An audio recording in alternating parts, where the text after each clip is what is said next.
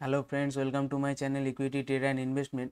আজকে আলোচনা করব যে যারা শেয়ার মার্কেটে নতুন এন্ট্রি নিয়েছে বা যারা এন্ট্রি নেওয়ার কথা ভাবছে যে শেয়ার মার্কেটে একটা ওয়েলথ ক্রিয়েট করার জায়গা, সেখানে একটা বড় ওয়েলথ ক্রিয়েট করব। তো তাদের প্রথমেই মাথায় রাখতে হবে যে তাদের এখন বর্তমান ইনকাম স্ট্যাটাস কী রয়েছে, তাদের অ্যাক্টিভ ইনকাম সোর্স কতগুলো রয়েছে, তাদের প্যাসিভ ইনকাম সোর্স কতগুলো রয়েছে। এবার অ্যাক্টিভ ইনকাম সোর্স বলতে কী বোঝায়? অ্যাক্টিভ ইনকাম সোর্স যেখান থেকে আপনার রেগুলার ইনকাম আসবে, যেখান থেকে আপনার আনুষঙ্গিক খরচাগুলো চলবে, আর সেখান থেকে আপনি সেভিংসও করতে পারবেন, যেই টাকাটা শেয়ার মার্কেটে ইনফ্লো হবে। তো আর প্যাসিভ ইনকাম কোনগুলো? যেগুলো আপনার মনে করুন ফিক্সড ডিপোজিট ইনকাম, যেগুলো আপনার খরচা চলবে না, সেই সব হচ্ছে প্যাসিভ ইনকাম। যেরকম ধরে নিন আপনার ইনভেস্টমেন্ট থেকে যে টাকাটা আসবে, সেটা হচ্ছে একটা প্যাসিভ ইনকাম। মানে সেই খরচাগুলো আপনার কিন্তু রেগুলার যে এক্সপেন্সেস রয়েছে সেইগুলো মেটাতে পারবে না। আপনার প্যাসিভ ইনকামগুলো আপনার ওয়েলথটাকে হয়তো বাড়াতে পারবে, আপনার এমার্জেন্সি ফান্ড হিসেবে কাজ করবে। সেগুলো আপনার প্যাসিভ ইনকাম, যেটাতে আপনি অ্যাক্টিভলি কাজ করবেন না, কিন্তু আপনার সেই টাকাটা সেখানে ওয়েলথটা আপনার বাড়তে থাকবে। আপনার ইন্টারেস্ট অনুযায়ী সেটা বাড়তে থাকবে, সেটা সেটা হচ্ছে আপনার প্যাসিভ ইনকাম। কিন্তু অ্যাক্টিভ ইনকাম সোর্স, যেখান থেকে আপনার রেগুলার ইনকাম আপনার মানে আসতে থাকবে, সেখান থেকে আপনার যে টাকাটা ইনফ্লো হবে সেইটা আপনি সেভিংসে রাখতে পারবেন, সেটা আপনি এক্সপেন্সে খরচা করতে পারবেন, সেটা আপনার ওয়েলথ ক্রিয়েটের জন্য কোনো যে ফাইন্যান্সিয়াল ইনস্ট্রুমেন্ট রয়েছে সেইখানে আপনি ডিস্ট্রিবিউট করতে পারবেন। তো আপনাকে এরকম অ্যাক্টিভ ইনকামের সোর্সগুলো আপনাকে দেখে নিতে হবে। তো অ্যাক্টিভ ইনকামের সোর্সে অনেক কাজ রয়েছে। যেরকম আপনি যদি কোনো জব করে থাকেন, সেটা অ্যাক্টিভ ইনকাম সোর্স বলতে পারেন। আপনি যদি কোনো চাকরি করে থাকেন, যদি গভর্নমেন্ট জব বলুন বা প্রাইভেট জব বলুন, সেইখান থেকে যে টাকাটা আসছে সেটা অ্যাক্টিভ ইনকামের সোর্স হতে পারে। আপনি যদি বিজনেস করছেন, সেই বিজনেস থেকে যে টাকাটা আসছে সেটাও একটা ইনকামের সোর্স। তো এরকম অ্যাক্টিভ ইনকামের সোর্স এখনকার দিনে মানুষের দুটো তিনটে অনেকগুলোই থাকে। যারা গভর্নমেন্ট জব করে তাদের হয়তো একটা থাকে, বা তার পাশাপাশি হয়তো তার ওয়াইফের নামে বা বাড়ির কারো নামে সেখানে আবার বিজনেস থাকে, সেইটা একটা অ্যাক্টিভ ইনকামের সোর্স।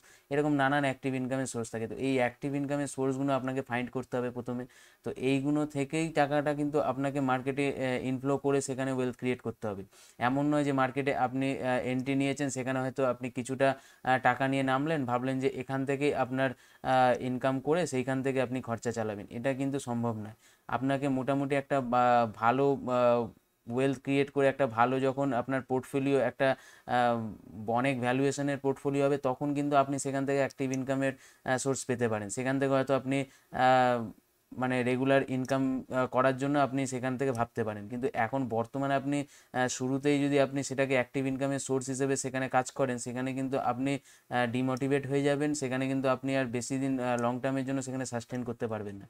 তো তাই জন্য প্রথমে অ্যাক্টিভ ইনকামের সোর্সগুলো ফাইন্ড করা সব থেকে বেশি জরুরি। আর যদি অ্যাক্টিভ ইনকামের সোর্স না থেকে থাকে, তাহলে আপনাকে প্রথমে সেই দিকে নজর দেওয়া উচিত।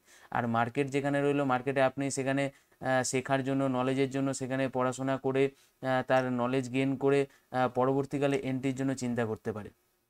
তো এখন আপনি অ্যাক্টিভ ইনকামের সোর্সগুলো ফাইন্ড করুন, কোনগুলো আপনার অ্যাক্টিভ ইনকাম সোর্স রয়েছে, আর যদি না থেকে থাকে সেটা কিভাবে আপনার অ্যাক্টিভ ইনকামের সোর্সগুলো বাড়াবেন সেই দিকে ভাবুন। আর কথা হলো যে শেয়ার মার্কেটের কথা। শেয়ার মার্কেট তো তার মধ্যে অনেকগুলো আপনার ভ্যারাইটিস রয়েছে। যেরকম শেয়ার মার্কেটে যদি আপনি ভেতরে দেখেন, সেখানে ইকুইটি মার্কেট রয়েছে, ক্যাশ মার্কেট যেটা বলে, তারপর হচ্ছে ফিউচার অ্যান্ড অপশন মার্কেট রয়েছে, তারপর ডিরাইভেটিভ মার্কেট রয়েছে, যেই তারপরে আবার মিউচুয়াল ফান্ড রয়েছে। এতগুলো পার্ট বাই পার্ট রয়েছে। সেইখানে ফিউচার অ্যান্ড অপশন থেকেও আপনি ওয়েলথ ক্রিয়েট করতে পারেন, কিন্তু সেইখানে রিস্ক এতই বেশি যে প্রথম থেকে আপনাকে ফিউচার অপশনে হাত না দেওয়াই ভালো। কারণ সেখানে আপনার মিনিমাম ইকুইটি ক্যাশ মার্কেটে যদি আপনি 5 বছর কাজ করে থাকেন, 5 বছর পর যে নলেজটা গেইন হবে, সেখান থেকে আপনি হয়তো ফিউচার অপশনটা কিছুটা বুঝতে পারবেন। কারণ সেটা একটুখানি তার মধ্যে অনেক বোঝার ব্যাপার রয়েছে। সেটার সেটার যে টেকনিক্যাল ম্যাটারগুলো, সেগুলো আপনি যখন নলেজ গেইন করবেন, 5 বছর, 4 বছর, 5 বছর যখন আপনি ক্যাশ মার্কেটে, ইকুইটি মার্কেট, শেয়ার মার্কেটে যখন আপনি কাজ করে আপনি নলেজ থাকবে, আপনি তাতে কাজ করেছেন, আপনি চার্ট দেখতে পারেন, আপনি সেই ফান্ডামেন্টাল টেকনিক্যাল জিনিসগুলো আপনি বুঝতে পারেন, তখন কিন্তু আপনি ফিউচার অ্যান্ড অপশানসে কাজ করলে তখন কিন্তু ফিউচার অ্যান্ড অপশান থেকে আপনি কিছুটা আহ, আপনি গেন করতে পারবেন। কিন্তু প্রথমেই যদি আপনি ফিউচার অ্যান্ড অপশান থেকে আপনি ওয়েলথ ক্রিয়েট করার কথা ভাবেন, আর যদি ভাবেন যে কোনো সাজেশন বা কারো কথায় যদি আমি ফিউচার অপশান থেকে আমি টাকা ইনকাম করব, এইভাবে শেয়ার মার্কেটে আসলে আপনি বেশি দিন সাস্টেন করতে পারবেন না। এর আগেও এরকম বহু হয়েছে, আমার নিজের চেনা পরিচিত যারা রয়েছে তাদের সঙ্গেও এরকম ঘটেছে।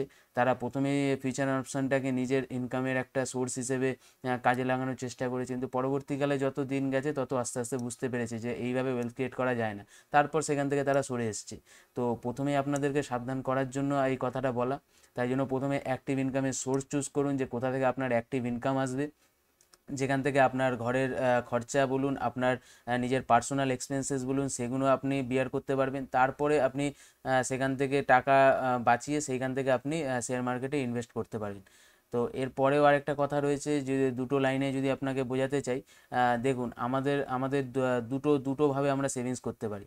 একটা হচ্ছে যে প্রথমে আমরা যে ইনকাম করলাম, ইনকাম থেকে যদি আমরা এক্সপেন্স বাদ দিই, তারপর যেটা বাঁচবে সেটা সেভিংস করতে পারি।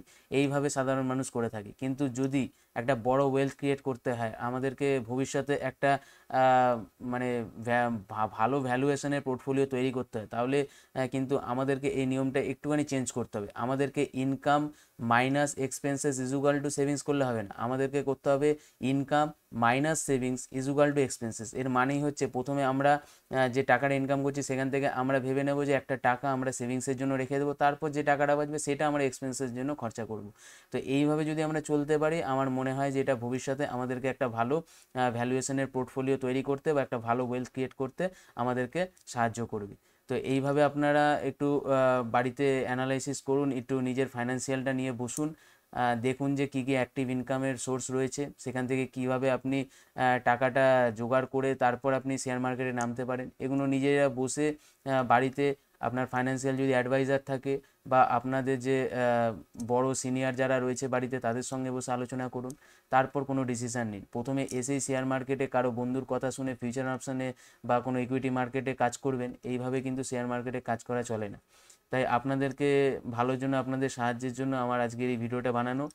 যদি ভালো লেগে থাকে অবশ্যই লাইক করবেন, কমেন্ট বক্সে জানাবেন যদি পরবর্তী কোনো ভিডিও আপনারা জানতে চান, কোনো পার্টিকুলার যদি স্টক মার্কেটের স্টকের ব্যাপারে যদি কোনো ইনফরমেশান চাই, তা আপনারা যদি কোনো স্টকে ফেসে রয়েছেন বা সেই সম্পর্কে অ্যানালাইসিস চাই, সেগুলো কমেন্ট বক্সে জানাবেন।